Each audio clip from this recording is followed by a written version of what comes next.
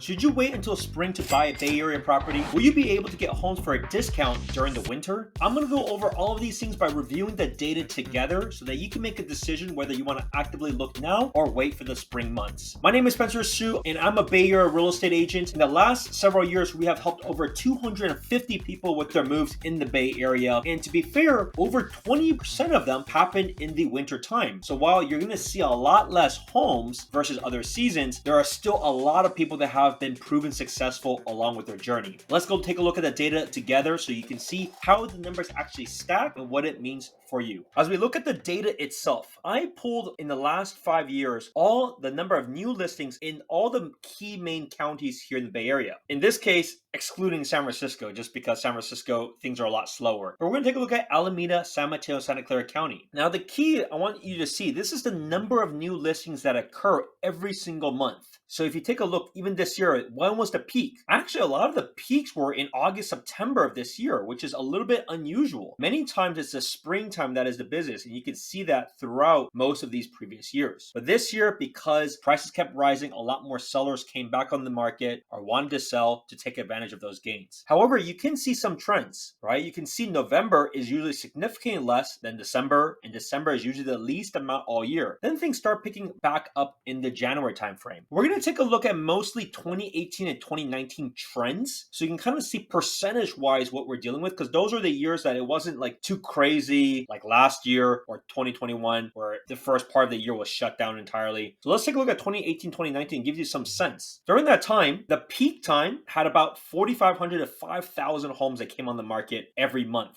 And you can see like in December is equivalent to about 25% of that. Now November was equivalent to about 50% of that. And you can see in January, it picked back up to about 60% versus the highest time. Now, to be fair, we are comparing the lowest time with the absolute highest time. But if you look on the average, we're looking at, let's say, around 4,000 homes are on the market. So when you compare it against that, you're talking still about 20%, 25%. Why is this important? If you feel like you're not seeing any homes right now, it doesn't mean there's no homes on the market. The question is, are you looking in the right places? Like, are you looking in realistic areas that could be suitable for you? A lot of people just think, oh, it's because there's no homes on the market. There are thousands of homes every month that is coming on the market. Are they coming in the areas you're looking for? Are you being realistic at how often homes come on in those areas? Are you even within the right parameters? That is the biggest thing that most people need to change. Most people should include a lot of other areas or look in completely different areas. Because even though it's 25% of homes, there's still homes that have come on. It's not like nothing comes on. And that's 25% versus like the peak of things,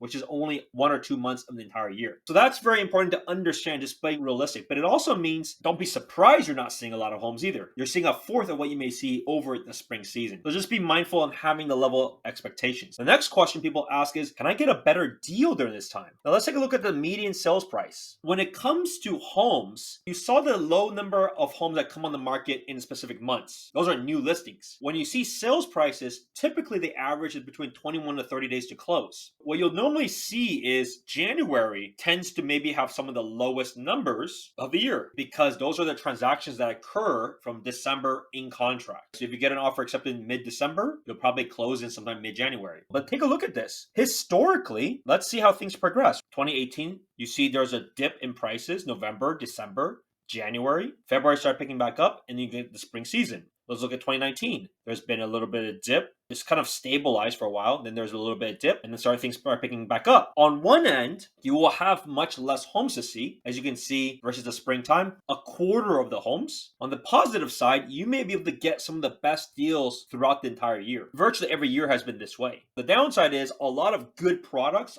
aren't also going to be on the winter time. So don't be surprised, like, why these price ranges are not that good. Be ready for some fixers. Be ready for some properties that need some work, and that's okay. Use this time and the money that you save to renovate. I got contractors to use. I got people you can trust and leverage. Potentially do that so that you could get a really good deal for a place. So just be mindful of that, because you can see November, December, January does actually have some of the lowest prices of the year. And why is that? A lot of people are completely on vacation mode. I literally have lenders and people that I talk to that they already are out of the office until the end of the year. So that's just something you got to be very mindful of. Like, there's so many people that are checked out. So many buyers are checked out. I got many clients that are going to India for like months. So they're gone. That would have been your competition. But if you're around, stay active. Look on the market. Look at the homes. One day a week is all you need to do. Look on Fridays once a week. See what are the ones you can go see. Expand the search. Expand your expectations. And you may be able to be successful in a phenomenal deal. We all know that rates have dropped significantly over the last couple of weeks, and they're expected to drop next year too. And so as the rates drop,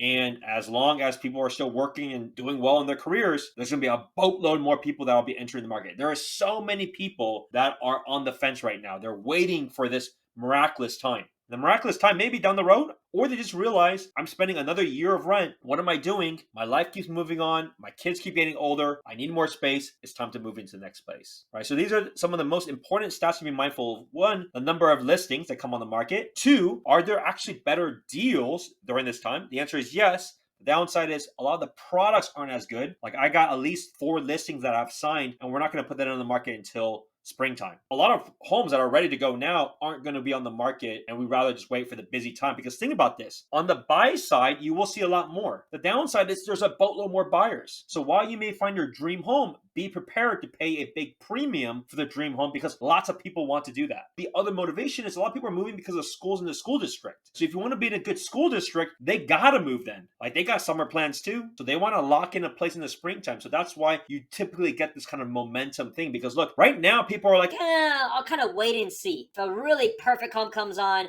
I will maybe take advantage of it. But otherwise, I got time. but they don't realize good homes come and go every week. That would be the advice that I have for all of you that is considering. And of course, I would love to help you every step of the way with your search. I'm going to be around, and so is my team. So if you like this content, my contact details are below, or you can call or text me 408-547-4590, and I'll see you in the next video.